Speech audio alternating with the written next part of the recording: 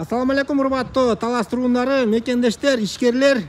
Мен сиздерге Талас шаарынан Чыңгыз Айтматов көчөнүн боюнан мынакей бизнеске ылайыктуу болгон помещение сатка чыгып жатат. Бавая деген ат менен таанымал компьютерный клуб болуп иштеп келген. Мынакей ушул здание туугандар сатка чыгып жатат. Видеону аягына чейин көрүп туруңуздар.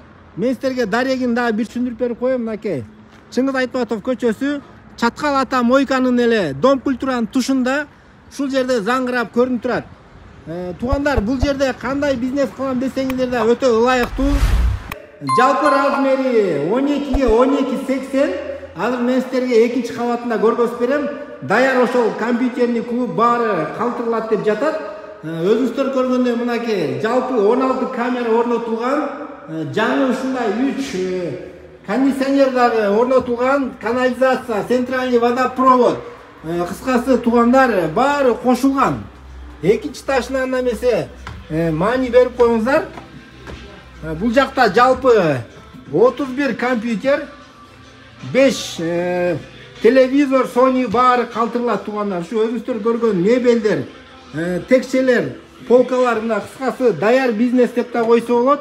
Үстү ушул кезде да иштеп жатат. Туугандар, шашылыңыздар, урматтуу ишкерлер. Мындай жолдун боюнан даяр кызыл китеби менен ушундай чоң помещениедагы орунду эртерээк алып ишиңизди улансаңыздар болот. Баасын туугандар $65.000 сурап жатат. Өзүңүздөр да чалып, содалашып көрөсүздөр. Туугандар, дагы бир вариант бар экен. Эгер узак мөөнөткө баабыз келише турган болсо, арендага да берем дейт. Сатып алганга мүмкүнчүлүгүңөр жетпей атса, анда өзүңүздөр чалып, содалашып арендага алып да иштетсеңиздер болот. Видеого сөзсүз түрдө лайк басып коюңуздар.